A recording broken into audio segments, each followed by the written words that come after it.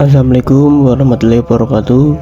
Puji syukur kehadirat Allah SWT atas rahmat dan hidayahnya sehingga saya dapat menyelesaikan tugas PPT yang berjudul Hadis sebagai ajaran dan sumber hukum Islam.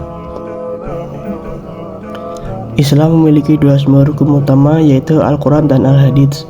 Al-Quran berisi wahyu Allah Subhanahu wa Ta'ala, sedangkan hadits berisi petunjuk dari Nabi Muhammad SAW yang menjelaskan dan memperinci ajaran Al-Quran. Tanpa hadits, banyak perintah dalam Al-Quran yang bersifat umum tidak akan dapat dipahami secara lengkap. Contohnya, perintah mendirikan sholat, zakat, dan puasa yang tata caranya dijelaskan melalui hadits Rasulullah SAW.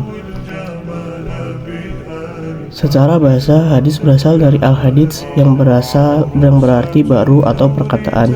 Secara istilah, hadis adalah segala sesuatu yang disadarkan kepada Nabi Muhammad SAW, baik berupa perkataan, perbuatan, ketetapan maupun persetujuan. Pada masa Rasulullah SAW, hadis belum dibukukan secara resmi, tetapi dihafal dan diriwayatkan oleh para sahabat dengan sangat hati-hati untuk menjaga keaslian sabda beliau. Hadits menempati kedudukan kedua setelah Al-Quran sebagai sumber hukum Islam. Hadits berfungsi untuk menjelaskan ayat Al-Quran, menjabarkan ayat-ayat yang bersifat umum, serta menetapkan hukum terhadap hal-hal yang belum dijelaskan dalam Al-Quran.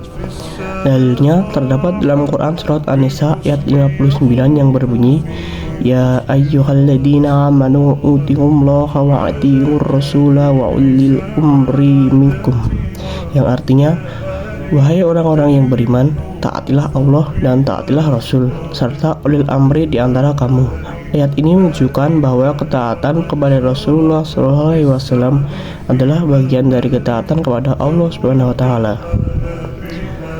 Lalu, fungsi hadis terhadap Al-Quran, yaitu fungsi utama hadis adalah menjelaskan dan memperinci isi Al-Quran. Contoh, perintah berpuasa telah disebutkan dalam Quran surat Al-Baqarah ayat 183 yang berbunyi, Ya ayyuhalladzina amanu kutiba alaikumusyiyamu kama kutiba alal ladzina min qablikum la'allakum tattaqun, yang artinya, wahai orang-orang yang beriman, diwajibkan atas kamu berpuasa sebagaimana diwajibkan atas orang-orang sebelum kamu agar kamu bertakwa. Selanjutnya adalah proses periwayatan hadis. Pada masa Rasulullah SAW, para sahabat menyampaikan hadis dengan cara menghafalnya dan mengajarkan secara langsung kepada orang lain. Setelah Rasulullah SAW wafat, hadis mulai dikumpulkan dan ditulis agar tidak hilang dan tetap terjaga keasliannya.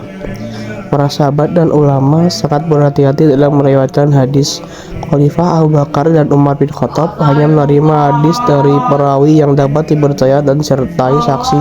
Kemudian lahir ilmu hadis yang bahas sanad atau rantai perawi dan matan atau isi hadis untuk memastikan keaslian setiap riwayat. Lalu, pentingnya meneladani hadis. Mengikuti hadis berarti mengikuti ajaran Rasulullah SAW. Menolak hadis sama dengan menolak ajaran Rasulullah. Secara tidak langsung menolak perintah Allah Subhanahu wa Ta'ala. Allah berfirman dalam Quran surat Al-Fajr ayat 7 yang berbunyi, Wa ma'atkumur rasulu fakhuduhu wa mannahukum anhu fantahu, yang artinya, apa yang diberikan Rasul kepadamu maka terimalah, dan apa yang dilarangnya bagimu maka tinggalkanlah. Selanjutnya, contoh dalam kehidupan. Hadis memiliki peran besar dalam penerapan ajaran Islam sehari-hari. Contohnya, tata cara sholat dijelaskan oleh Nabi Muhammad SAW melalui sabda beliau, Sholatlah kamu sebagaimana kamu melihat aku sholat. Begitu juga dengan hukum zakat, puasa, dan haji yang dijelaskan secara rinci melalui hadis. Kesimpulannya, hadis merupakan sumber hukum Islam kedua setelah Al-Quran. Hadis berfungsi untuk menjelaskan, memperinci, dan menegaskan kandungan ayat-ayat Al-Quran. Terdapat dua jenis hadis utama, yaitu hadis nabawi dan hadis qudsi. Menolak hadis berarti menolak sebagian ajaran Islam, karena hadis menjadi bagian penting dalam menurut umat Islam, menjalankan perintah Allah Subhanahu wa Ta'ala secara sempurna.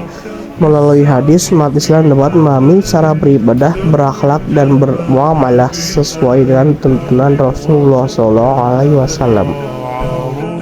النور تاج البدر يبرزها نجم من يشع بأنوار وأنوار مبارك زوجها جاءت على درر زوج النقاء بتتويج وإبهار